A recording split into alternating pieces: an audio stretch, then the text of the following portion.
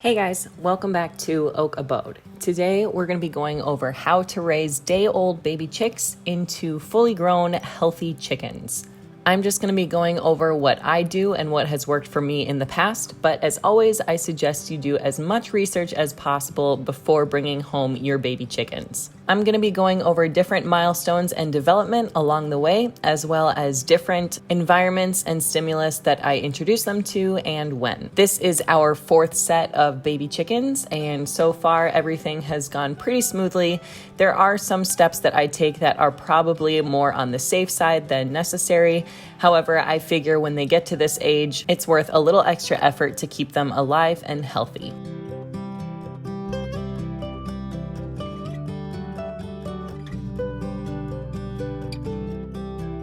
Before I bring home baby chicks, I prefer to have everything as set up as possible. This is what I use for a brooder. I prefer a plastic container instead of cardboard because it doesn't soak up moisture, and I use paper towels instead of shavings or bedding at the beginning. This is to prevent the baby chicks from eating the bedding since they're not really sure what food is yet. And even though a lot of people still like to use newspapers, they're really not great for the baby chicks' legs and there are lots of chemicals in the ink. So I really just prefer paper towels. This container is most likely what you will bring your baby chicks home in, especially if you have mail order chicks. They've had a long journey and it's important to get them squared away and cozy as soon as possible.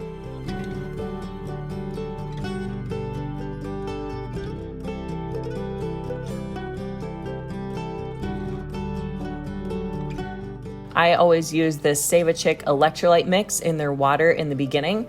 Make sure to follow the instructions. Since they've gone a few days without food or water, it helps hydrate their systems a little bit better than just water alone, and I think it's worth a couple extra bucks.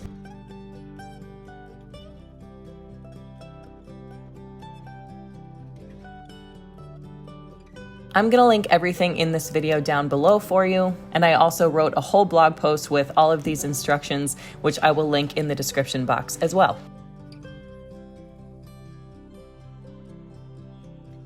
It's important to make sure that this waterer is set up properly because if it isn't level, it's possible for the whole thing to leak out into your container, which isn't something you don't want. So make sure it's level and that the water stops draining once you set it down. Now there's a good chance that these chicks have never had water before, so it's really important to dip their beaks in the water as soon as you take them out to make sure they know where they can get their hydration. It looks a little bit disturbing, but I always just make sure to be nice and gentle. I don't get any water in their little nostrils, and I look for kind of that moving of the beak after they've had a little taste, which shows that they're drinking it and they know it's good for them. I always make sure to do this one chick at a time so that nobody gets forgotten.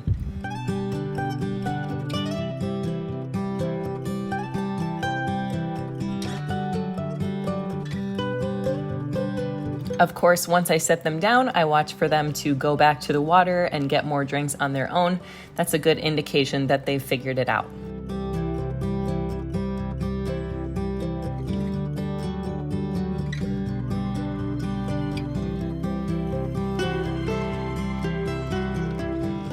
The next thing I do is add their chick food. I will link the chick food I use below. I always use a Starter Grower 20% protein, I believe it is, mix.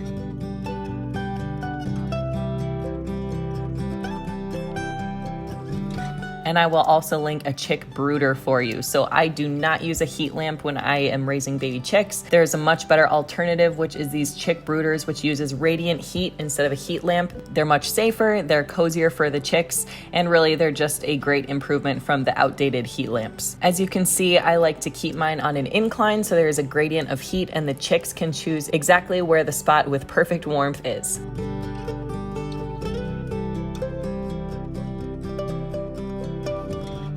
It's always satisfying to watch everybody eating and drinking and sleeping happily after their long journey. You'll see that chick fall into the water in the back, but that's why we use very small chick waters and feeders so that they can't drown in them.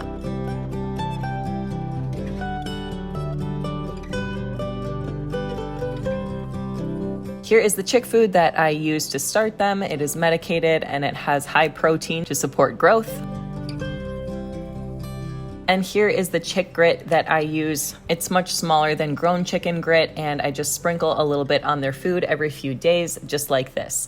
If you're new to chickens, grit is basically just indigestible rock-type substances that help break down the food in their gizzard. It's basically what they use to chew instead of having teeth. As you can see, the chicks pretty quickly discovered the brooder, and they are very happy and warm underneath. The brooder more closely mimics a mama hen than a heat lamp, and it is much cozier for them too. If you have other pets, it's so important to train them to be safe around chickens. I did a whole separate video on how we trained our dogs to be safe around chickens. Like most dogs, they wanted to eat them the first time we got them, but now it's been 4 years and they actually protect them in the backyard.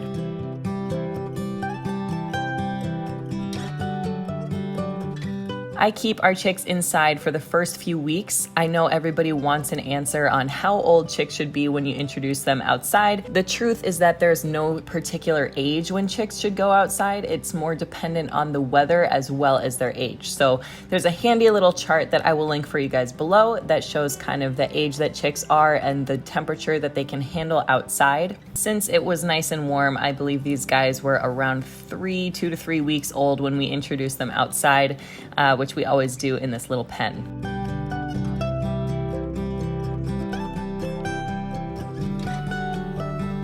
It's really important to make sure that they have access to both shade and warmth while they're outside, or at least that they're supervised, so if the weather changes a lot, they can be taken back in.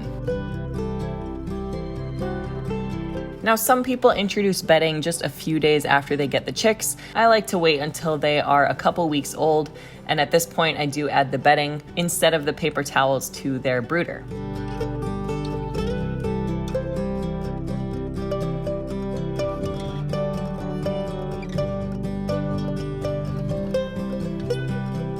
I also increased the height on the radiant heat brooder a little bit. As you can see, it's still on a slant, so they can choose the gradient of heat that they want, but I do raise it up a little bit since they don't need quite as much heat at this point.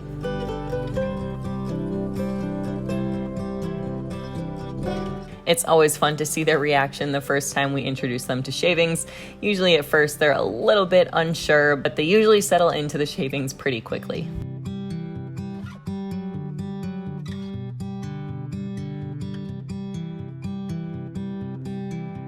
One reason I wait a little longer to introduce shavings is because they love to kick them around, which means that they kick them into their food and water. As you can see, I raised up the water a little bit, which does help a bit, but really there's no perfect cure. At this point in the chick care process, you usually have to come to the brooder a few times a day and make sure their food and water are cleared out of shavings. I would say at this point, I usually change their food and water 2 to 3 times a day.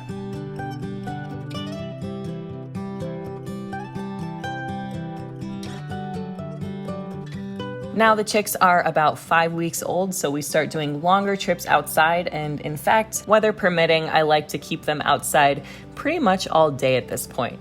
This is the setup that we use for keeping our chicks outside. These pens are awesome, and the covers are so important for keeping them protected from air predators, so I will link the pens and the covers down below for you.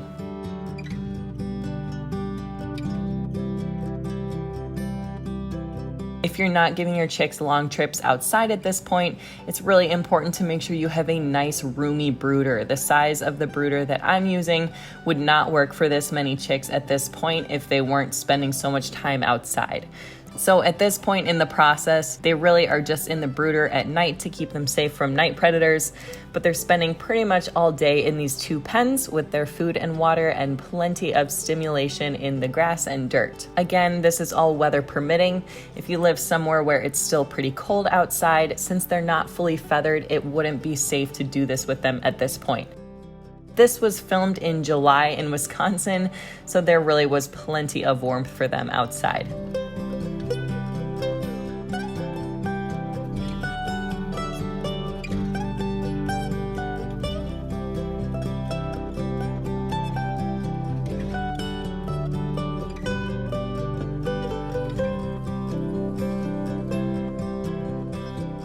Since we have older chickens, the next step is to introduce them to the older chickens. I've made sure to acclimate the chicks to the outdoors so it's not shocking for them. The only extra step I take here is I move their pen closer to the big girls so that everybody can get to know each other safely through the gate. I actually made a whole separate video on how to introduce young chicks to older hens safely, which I will link for you guys below. To tell the truth, you can just sort of throw chicks in with older hens. However, it's not uncommon for older hens to bully or even kill chicks from time to time. So while you can take that risk, at this point, I've put so much effort and resources into raising these chicks that I believe it's worth a few extra steps just to make sure that nobody gets hurt and everything goes smoothly. Again, if you're wondering how we trained our dogs to be safe around chickens, I will link that video for you as well. The older hens really are very curious about the babies when they make their first appearance, so I really believe the babies appreciate the barrier between them.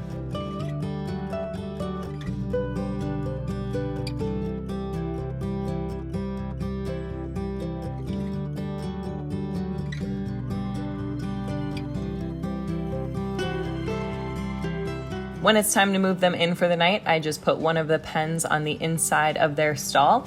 And actually these pens have little doors that come super in handy because what we do is we just crack the doors open a bit so that they're big enough for the chicks to get through, but they're not big enough for the older hens to get through. The chicks do eat a different feed than the older hens, so it is important to keep their feeds separate. The chicks' diet is much higher in protein and the hens have a diet that is much higher in calcium. So some people recommend actually not even using the calcium-rich layer feed if you have any roosters because they won't be able to dispel the extra calcium in the form of eggshells with laying. If you do decide to go without the calcium-fortified feed, what many people do is they just supplement with oyster shells or with eggshells or other forms of calcium supplementation that the hens can pick at separately and that the roosters don't get in their feed.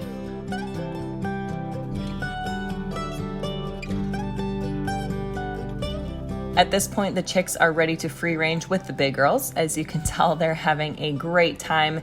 Everybody gets along at this point for the most part. You will notice a few little spats here and there. The most important part is to make sure that there is a place for the chicks to escape to if they find themselves in a bullying situation where the older girls cannot reach them. So again, we just do this by cracking one of those doors on the pens, but as long as there's plenty of space to run, they usually just run away themselves.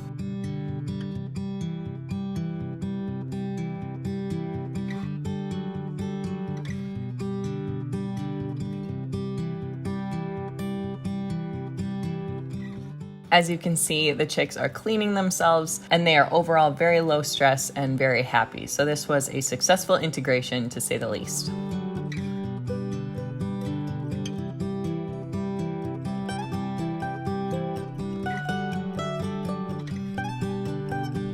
If you plan to free range chickens, it is important to make sure that they have good recall or that they come when they are called. We like to do this with Grubterra treats. So as you can see, when I call my chickens, they will follow me pretty much instantly. And this is not because they love me, it's because they love the food that I have to offer. So we use Grubterra chicken treats because they have extra calcium as opposed to mealworms, which are not quite as nutrient dense. This is black soldier fly larva, so it's actually really good for them. And as you can tell, they think it tastes delicious too. We do have a discount code for Grubterra, which I will link for you guys below. Make sure to use code OAKABODE for a discount. So far, everybody who has ordered them, who I have talked to, has all loved them as well.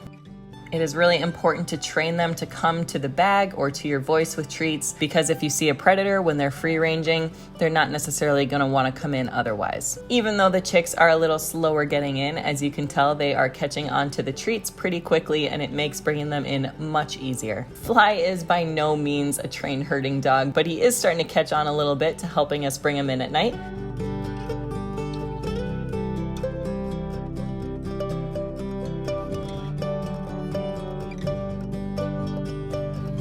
And this next one gave him a little bit of sass.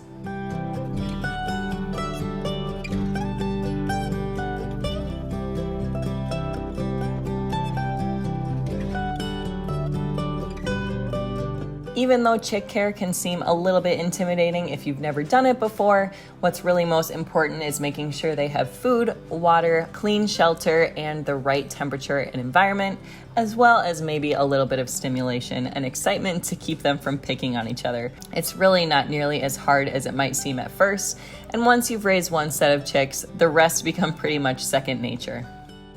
If you guys aren't following us on Instagram, our Instagram handle is oak_abode. Don't forget to hit subscribe to our channel if you haven't done that already. Also, don't forget to leave a comment with your best chick raising tips below. And don't forget that I linked all the resources plus a blog post with all these directions for you in the description box below. Thanks for watching, and we'll see you next time.